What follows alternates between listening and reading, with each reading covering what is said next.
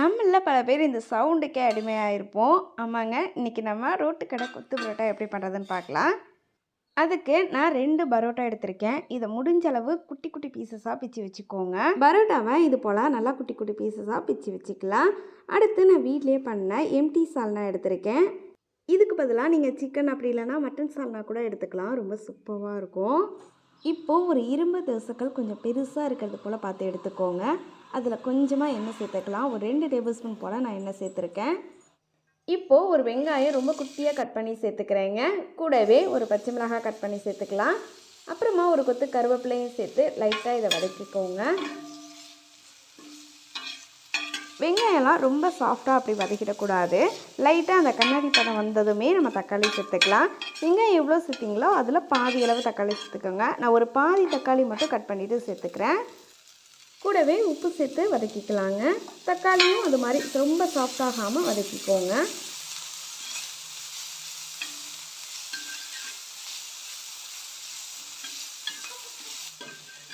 இப்போது நடுவில் ஒரு குழி பண்ணிவிட்டு ஒரு முட்டை உடைச்சி சேர்த்துக்கலாங்க. முட்டை கொஞ்சம் முன்னாடியே சேர்க்கும் போது எக்கோட ஸ்மெல் இல்லாமல் இருக்கும். அதுக்காக இதை அப்படியே லைட்டாக ஸ்க்ராம்பிள் பண்ணதுக்கு அப்புறமா நம்ம மசாலா சேர்த்துக்கலாம். 1/2 டீஸ்பூன் கரம் மசாலா, 1/2 டீஸ்பூன் மல்லி பவுடர், 1 டீஸ்பூன் மிளகாய் தூள் சேர்த்துக்கோங்க. இது எல்லாத்தையும் நல்லா மிக்ஸ் பண்ணிக்கலாங்க.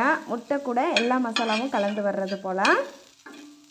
அவ்வளோதான், எல்லாத்தையும் நல்லா மிக்ஸ் பண்ணிவிட்டு கடைசியாக நம்ம பிச்சு வச்சுருக்கா பரோட்டா எல்லாத்தையுமே சேர்த்துக்கலாம். கூடவே சால்னாவும் சேர்த்துக்கோங்க. உங்களுக்கு எவ்வளோ வேணுமோ அவ்வளோ சால்னா சேர்த்துக்கோங்க. இதை அப்படியே பொறுமையாக நம்ம மிக்ஸ் பண்ணிக்கலாங்க. கீழே எதுவும் விழுந்துடாமல் அழகாக பொறுமையாக மிக்ஸ் பண்ணிக்கோங்க.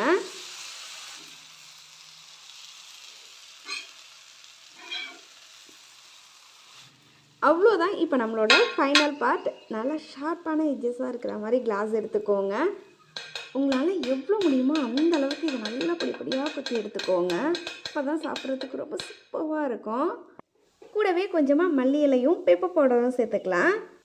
எந்த அளவுக்கு நமக்கு ஃபைனாக இருக்கோ அந்த அளவுக்கு சாப்பிட்றதுக்கு ரொம்ப சூப்பராக இருக்கும். அதனால் நல்லா கொத்திக்கோங்க. முடிஞ்ச அளவு பழைய தோசைகள் இருந்ததுன்னா அதை யூஸ் பண்ணிக்கோங்க. வீணாக போனால் திட்ட மாட்டாங்க. இது போல் நல்லா கொத்தி எடுத்துட்டோம்னா நம்மளோட பரோட்டா ரோட்டோட மாதிரி ரொம்ப சூப்பராக ரெடி ஆகிடும். அப்புறமா நான் என்னை பற்றி கொஞ்சம் ஷேர் பண்ணலான்னு இருக்கேங்க. அது வந்துட்டு நமக்கும் சப்ஸ்கிரைபருக்கும் கொஞ்சம் பாண்டிங் அதிகமாகும் அப்படின்றதுக்காக தான் இந்த வீடியோ போடலான்னு இருக்கேன். நான் யாருன்னு தெரியாமல் என்கிட்ட பேசுகிறதுக்கும் தெரிஞ்சதுக்கப்புறம் பேசுகிறதுக்கும் நிறைய டிஃப்ரென்ஸ் இருக்குன்னு நினைக்கிறேன். என்னை பற்றி எல்லாமே உங்ககிட்ட ஷேர் பண்ணக்குள்ள நம்மக்கிட்ட ஒரு பாண்டிங் வந்து இன்னும் கொஞ்சம் அதிகமாகும்னு நினைக்கிறேன். அதுக்காக தாங்க அந்த வீடியோ போடலான்னு நினைக்கிறேன்.